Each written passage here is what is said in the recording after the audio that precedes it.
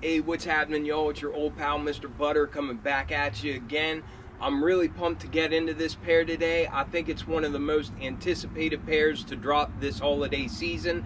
This pair's getting a lot of buzz, but it might be for all the wrong reasons. If you're into kicks and you feel like hanging out, then hit that subscribe button. Let's take a look at these black cement Jordan 3s. Alright, y'all, so this is another video that I'm shooting before I start work for the day.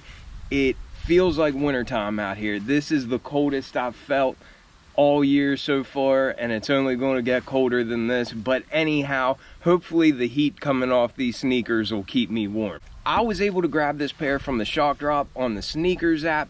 Whenever I heard that they were releasing these a long time ago, I knew it was a pair that I was going to go for. There was no hesitation in my mind. I just knew that it was going to be a full send for this pair. I also have an EA in-store pair for pickup at my local Finish Line, and I fully intend on going and getting them.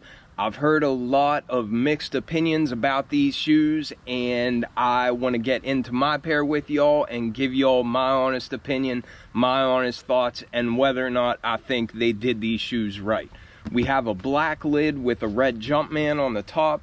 Then at the bottom we have that elephant print, and it's nice and dark on there. I think those boxes look cool when the elephant print is darker on it. The tag reads Air Jordan 3 Retro. The colors are black, fire red, and cement gray. Just reading those colors gets me going. I grabbed a size 10.5 in this pair. I can wear a size 10 or a 10.5 in a Jordan 3, but lately, because I have wide feet, I've just been going the half size up whenever I can.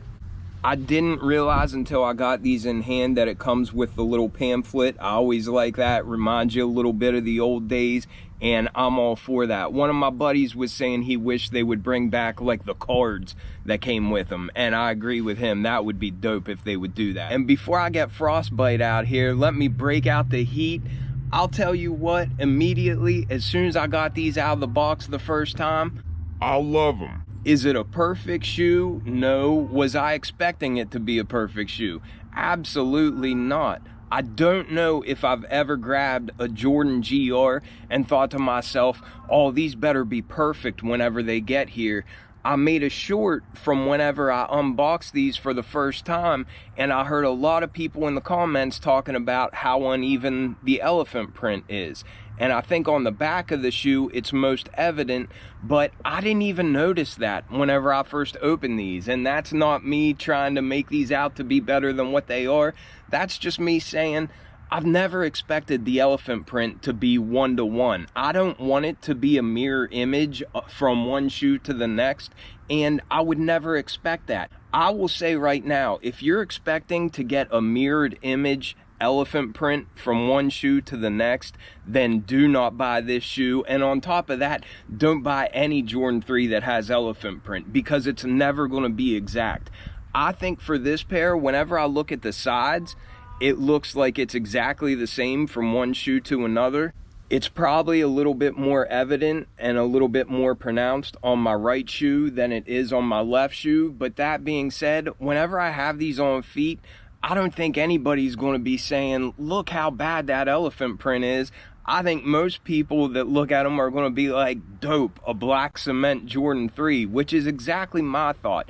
Again, if you're expecting perfection, do not buy these. But if you're okay with the fact that this is one of the dopest Jordan retros of all time, and you're pumped because now it seems like it's going to be pretty easy to get a black cement 3, then go for them. I think they're beautiful. I'm grabbing another pair, and if my other pair turns out just like this, I will be as happy as can be, and I will definitely be throwing them on feet. Another thing that I pointed out on my unboxing short is just that my right shoe has a lot more of a tumbled effect on the leather than what my left shoe does. The left shoe appears to be a little bit more smooth, but again, if you're expecting consistency with a Jordan Retro, then maybe you should go to a different brand, because you're not going to get it from the Jordan brand. It's crazy because I remember when Jordan Retros used to have Nike Air on the back, everybody was just like, oh, it's a must, it's a must. Now everybody's so nitpicky about the elephant print, people are forgetting that this is one of the greatest Jordan Retros of all time. But starting with this outsole, I always feel like this Jordan Retro has a very 80s era looking outsole. It's got that big pivot point in the front. These have the Nike branding at the midfoot, and most of the perimeter is that nice gray color, but it's just a classic look. Everybody's seen this before. I love those really pronounced stars there in the front. The left shoe did come with that hang tag that says Nike Air. I don't wear it with that hang tag on there. I just left it on so I could show y'all.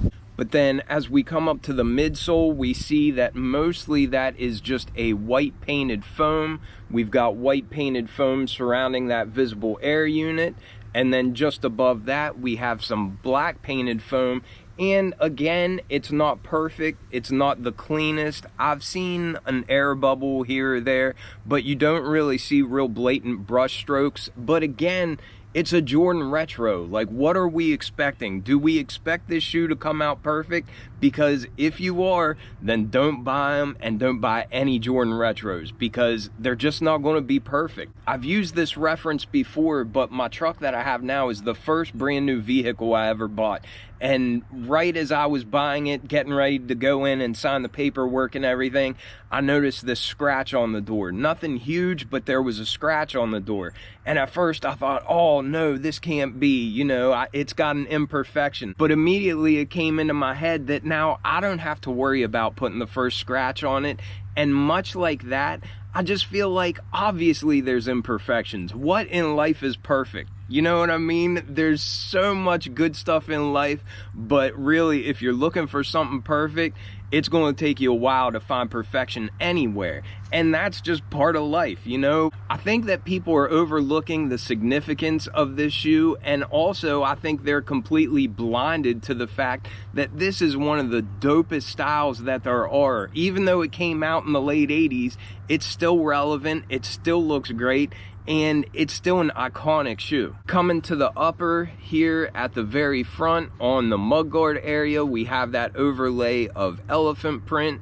It's in a nice gray color and the edges are rolled over.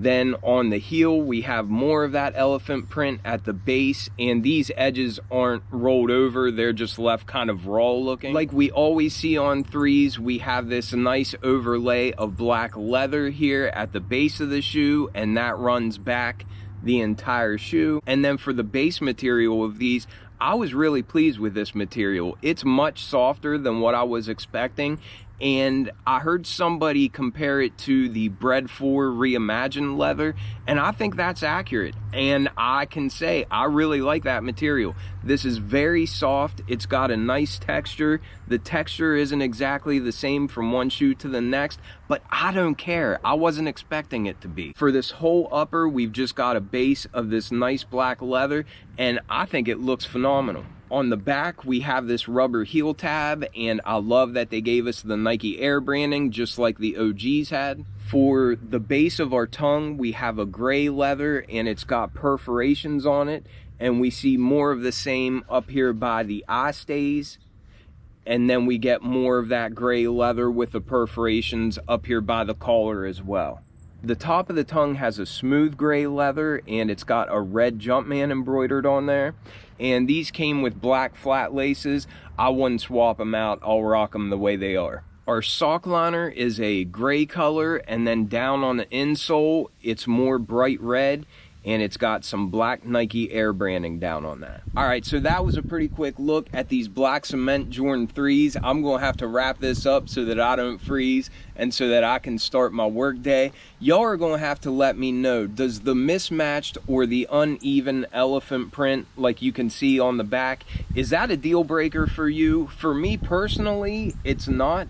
But if you get hung up on that and that keeps you from wanting this shoe, then that's your prerogative, and I've got no issues with it. I'm just saying, for me, I am pumped that we got this shoe again. It seems like it's going to be easy to get. Maybe they'll even drop below retail, and I'm here for it. The fact that so many people will be able to get these and throw them straight to feet and rock these, I know I'm going to be wearing these a good bit, and I am very pumped about that. Let me know if you're going to pass because of these QC issues, as everybody's calling it, or let me know if that doesn't really matter to you and you're grabbing these regardless.